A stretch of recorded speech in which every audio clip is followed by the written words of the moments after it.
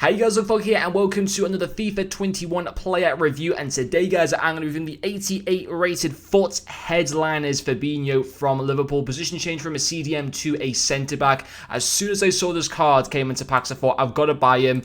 I've definitely overpaid for him, 365,000 coins. He's currently at 340 on Xbox. By tomorrow, he'll be under 300,000 coins, but I'm still very, very happy to have him in the club. It wasn't just my intention to go and review him. It's my intention as well just to have him in my main team for a very long period now as a replacement for the one to watch, Thiago Silva, who needed upgrading, to be quite honest. I've also got a review of Orizabal coming later on tonight as well. But 3 games played with Fabinho, 0 goals scored and 2 assists.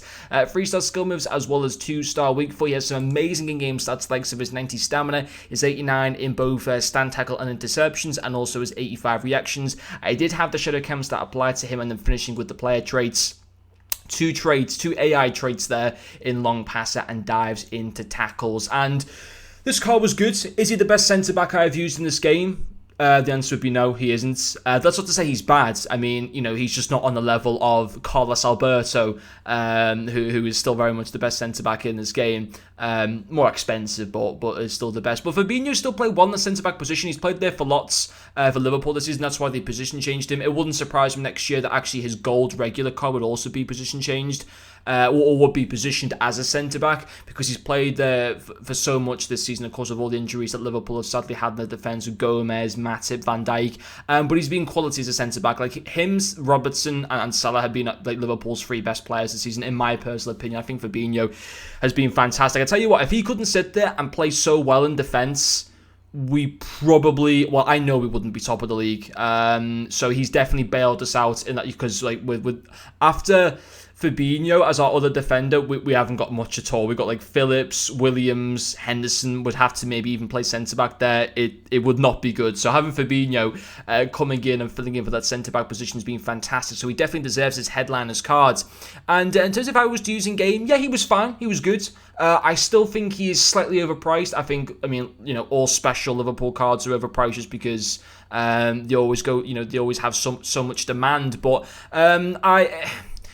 he was fine as a centre-back. Yes, he's a little bit slow. He's not ridiculously slow, but at the same time, is he amazingly quick? The answer to that would be no. Having him partnered alongside Van Dijk, if someone was to say to me who's the better defender of the two of them, I probably would say Van Dijk, if I'm totally honest. I think Van Dijk is better value for money and maybe slightly the better card at the moment out of the two of them. But at the same time, Fabinho offers more. I think he's versatile. I think he can be played as a CDM in game if you wanted to as well. And if he had been positioned as a CDM, this card, it would be even more expensive, of course, than what he goes for as a centre-back. But don't get me wrong, still as a centre-back, he still did a very good job. His tackling's very good. He's got very nice defensive stats all around. You know, 89 in both stand tackle and interceptions, 88 in both, or 88 defensive bonus, and 87 slide tackle as well, and of course with the shadow cam stat, a lot of those stats go into the mid 90s as well, which is good. And a lot of the clips that you'll see obviously in game are him making good tackles. So I couldn't fault his all around like tackling and you know, his defense play in general was good. His physicality is obviously very nice, coming in at 6'2" with 83 strength and 88 aggression. He can bully players off the ball. He's got a good presence as a centre back, which of course is something that he definitely wants.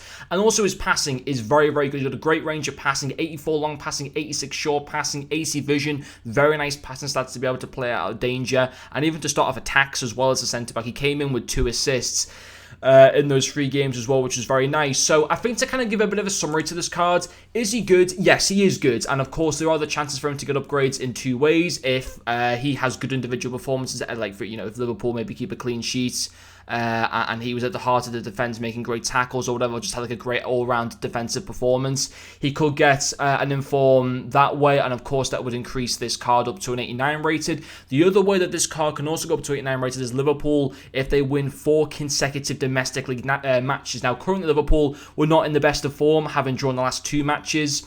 And we've got difficult games coming up. We've got Southampton away, then we've got United at home, and then I think it's someone else and Tottenham. United and Tottenham, we play those 2 teams within our next 4 league matches. So are Liverpool going to win the next 4 matches? They could do, but based on current form at the moment, we'll probably draw 1 or 2 of those matches. Probably maybe potentially the United game or the Spurs game. I don't think we'll win the next 4 matches, put it that way.